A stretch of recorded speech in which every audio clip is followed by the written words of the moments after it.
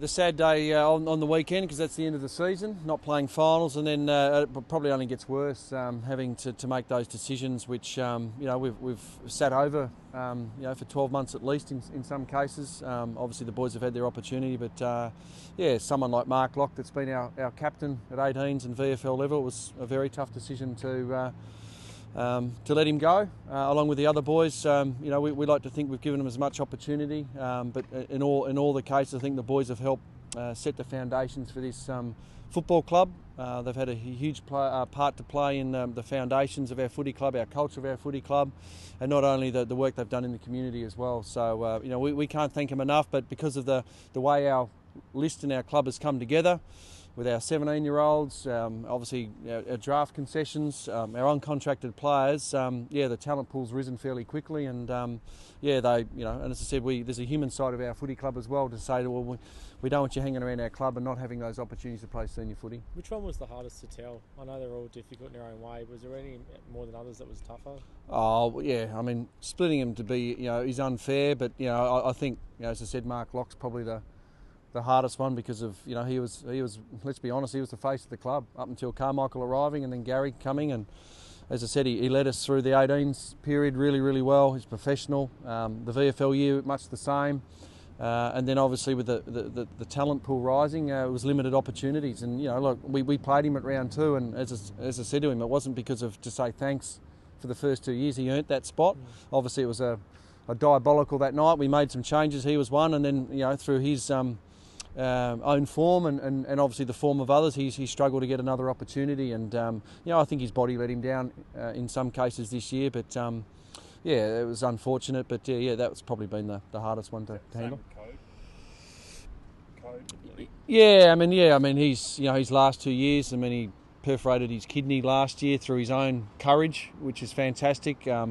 And then obviously this year re-tearing his hamstring after doing it the first time against Melbourne early in the season. So that's been difficult, but there might be some light at the end of the tunnel for Cody at the footy club. What do you mean, re-rookie list or? Yeah, potentially. Yeah, we just got to see. He's obviously get through a draft.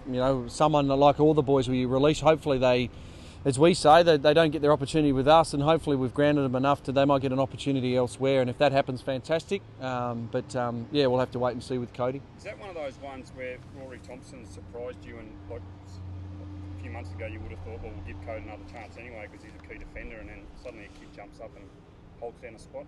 Yeah, certainly. Rory Thompson has been one of those boys that has really, over the last part of the season, really said, no, I want to be on the list, and I want to be in part of this club going forward. So he certainly deserved another chance, that's for sure. All the interest will be in Nathan Ablett around the country. What can you tell us? He didn't do enough? He was unfit enough? No, I think fitness, but look, this year it was more around his intensity and the speed of the game. I'm not sure, I never really saw his testing data when he played premiership football. We understood that he had some issues he had to deal with himself. I think he's done that to a degree, organised his life. He's certainly fairly settled, but in the games we saw this year, it's fair to say that the game sort of gobbled him up a bit, and whether he's ever going to get that speed back, as we know, time stands still for no one.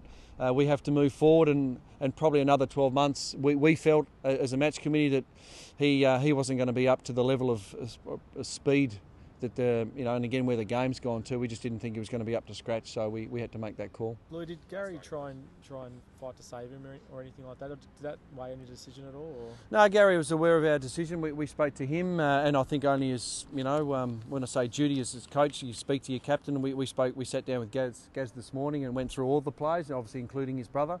I have no doubt we'll do the same again next year. I know Nathan's not here, but we went through that with him, and I'm sure that's upset Gaz, no doubt. He would have loved Nathan to be around, but he understands that. It's football. He's big enough and ugly enough to know that that's how footy clubs operate and survive, and we move forward.